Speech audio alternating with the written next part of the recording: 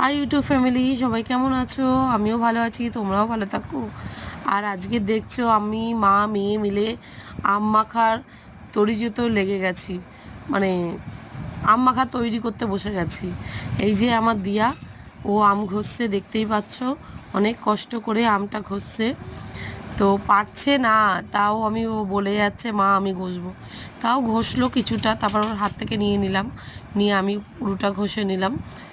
তারপরে দিলাম কাঁচা লঙ্কা। এটা দেখছো কাঁচা লঙ্কা ঘষছি আমি। কাঁচা লঙ্কা এইভাবে ঘষে দিলে ঝালটা পাওয়া যায়। তারপরে দিয়ে দিলাম গন্ধরাজ লেবু পাতা। গন্ধরাজ লেবুর পাতা নিয়ে এসে ছিঁড়ে টুকরো টুকরো করে তাকে আমের মধ্যে, ঘষা আমের মধ্যে দিয়ে দিলাম। ও, গন্ধটা যা বেরোচ্ছিল গন্ধরাজ লেবুর পাতা থেকে। তারপরে দিয়ে দিলাম আমি ওর মধ্যে বিট নুন, একটু টেস্ট বাড়ানোর জন্য বিট নুন দিলাম। তারপরে দিয়ে দিলাম কাঁচা সর্ষের তেল, খাঁটি সর্ষের তেল। তা ওই শিশিতে আছে, কিছু মনে করবেন না, কেন এক্সট্রা হয়ে গেছিলো, একটু তুলে রাখি আমি, ওটা নিরামিষ ভেবে। তারপরে এই দিয়ে দিয়েছি এর মধ্যে কাসুন্দি, একটু কাসুন্দি দিয়ে দিলাম, ওর মধ্যে টেস্ট আর বাড়বে।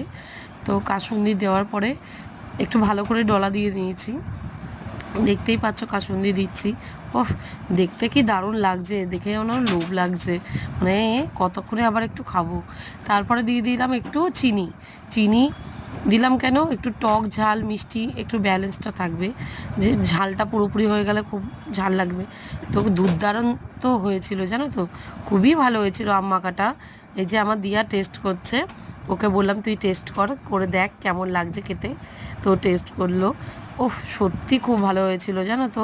আম মাখা এইভাবে মাখিয়ে খাবেন তো খুব ভালো লাগবে। হয়তো খান আপনারা, কিন্তু আমিও মানে করলাম, আপনারাও খেয়ে দেখো যে কেমন লাগে এইভাবে কাসুন্দি দিয়ে, গন্ধরাজ লেবুর পাতা দিয়ে মাখা করে। খুব টেস্ট লাগে, খুব টেস্ট। আমি বলছি না, আমার মুখ দিয়ে জল আসছে আম মাখা দেখে। এই সব জিনিসগুলো না কেউ মুখে জল আটকাতে পারে না, এত টেস্টি জিনিস। যেমন ফুচকা, মানে তেঁতুল লেবু, এগুলো টক ঝালগুলো খুবই লোভী জিনিস, খুব লোভ জিনিস। তো দেখছো তো আমার দিয়ার, ওহ হেভি লাগছে, বলছে হেভি হয়েছে মা মাখাটা।